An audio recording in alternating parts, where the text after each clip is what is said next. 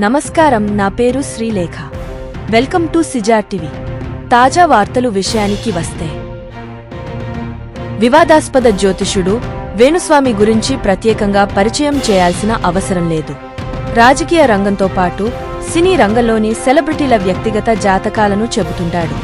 ఇలా చెబుతూ తాను కూడా కొద్దికాలానికి ఓ పెద్ద సెలబ్రిటీ అయ్యాడు. వాస్తవానికి ఆయన చెప్పిన వాటిలో జరిగినవి ఏమైనా ఉన్నాయా అంటే వాటిని వేళ్లమీద లెక్క పెట్టొచ్చు. జరగనివైతే లెక్కబెట్టలేనంత ఉంటాయి. తాజాగా ఆయన తెలంగాణ మాజీ ముఖ్యమంత్రి కేసీఆర్ గురించి జాతకం చెప్పారు.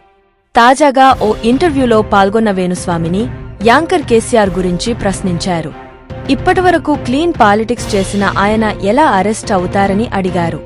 ఎలా జరుగుతుంది, ఏం జరుగుతుంది అనేది తాను చెప్పలేనని, కేసీఆర్ మాత్రం తప్పకుండా జైలుకు వెళతాడన్నారు. కొంచెం ఆలస్యమైనప్పటికీ కేసీఆర్ మాత్రం జైలు జీవితం గడపక తప్పదన్నారు. గతంలో లిక్కర్ స్కామ్ కేసులో కల్వకుంట్ల కవిత అరెస్ట్ అవుతారని వేణుస్వామి చెప్పాడు.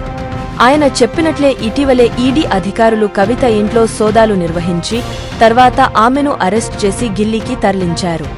చంద్రబాబు నాయుడు, కేసీఆర్ కూడా జైలు జీవితం గడపాల్సి ఉంటుందని చెప్పారు. ఆయన చెప్పినట్లే చంద్రబాబు నాయుడు రాజమండ్రి జైలులో ఉన్నారు. ప్రస్తుతం కేసీఆర్ వంతు వచ్చింది.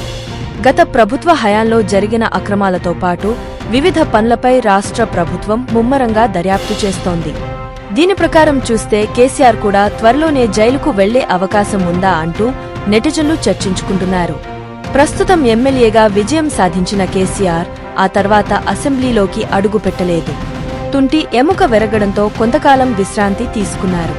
ప్రస్తుతం కవిత అరెస్ట్ పై న్యాయ పోరాటం చేయడానికి కేటీఆర్ సమాయత్తమవుతున్నారు. మరొక తాజా వార్తలతో మీ ముందుకు మళ్లీ వస్తాను. అంతవరకు సెలవు. సిజేఆర్ టీవీని సబ్స్క్రైబ్ చేయండి. ఈ వీడియోను లైక్ చేయడం మరియు షేర్ చేయడం మర్చిపోవద్దు.